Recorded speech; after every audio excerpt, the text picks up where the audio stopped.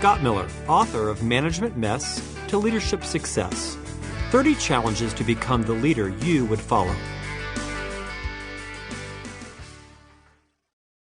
Has your lack of humility ever limited your perspective or lessened your influence as a leader?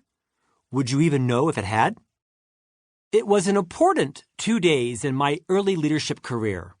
After a successful 4 years as an independent salesperson, I had been recently promoted to lead a group of about 10 peers. Most of them had preceded me on the team, invested in and developed their own sales skills, and in some ways were more talented than I was as a consultative sales representative. I'd shown some leadership promise as the new leader and wanted to start it off memorably. Stay tuned for that part. I promise not to disappoint in this opening challenge. After securing the vice president's approval and funding, I planned a 2-day sales strategy meeting. I organized the conference room, secured the catering, and hired one of our internal performance consultants to facilitate a 2-day training to ensure this team was up to date on our latest leadership solution. The first morning arrived, and the consultant Nancy Moore and I both showed up around 7 a.m. for the 8 o'clock announced start. I remember it well. I was excited and likely amped after one too many cups of coffee. In fact, one was too many in Provo, Utah. Nancy was also very invested in the trainees' success and even brought a platter of beautifully arranged and freshly cut fruit for them, something she assembled herself, not one of those displays you buy ready-made from the grocery store. I was ready for my leadership debut. This was going to be epic. Team members began to stroll in around 8:15. We finally started around 8:30 when the last associate showed up. I was incensed. I managed to open the meeting, introduced the consultant, and took my place at the U-shaped table. But I was consumed by the fact that on my first day as their leader, my team would disrespect both the consultant and me by being so cavalier with the start time. After all, we're experts at time management. How could they all show up late and not even apologize? It stewed in me. And like most issues that irritate me, it metastasized and took on a life of its own. I went through the day fixated on the profound disrespect. The team knew I was annoyed because I made zero attempt to conceal it.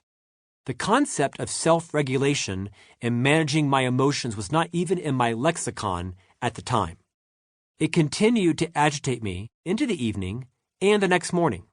On the way to the office, I stopped at the grocery store, not to buy fruit or croissants, but to buy 10 copies of the Salt Lake Tribune.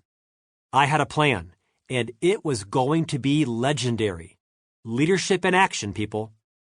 I entered the room at exactly 8 a.m., our starting time.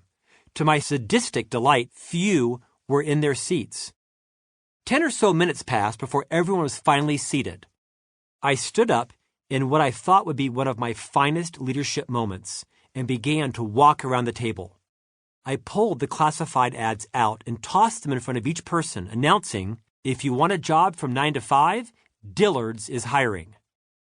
And in case they didn't get the point, I passed out yellow markers so they could highlight any openings. This was what being a successful leader was all about. I was making an important point and would be respected for my candor, boldness, and strength. At least it seemed like a great idea at the time. Rather than acknowledging my leadership genius, people began getting up from their tables and leaving. Many shot me looks that ranged from confusion to sheer repugnance. Still others began telling me off, more than one threatening to quit on the spot. I did what any good leader would do under such circumstances. I doubled down. This was on them, after all, not me. Maybe not the best strategy. Nancy stood frozen, watching in disbelief. One colleague announced it was his last day. There was a general theme to the arguments against me.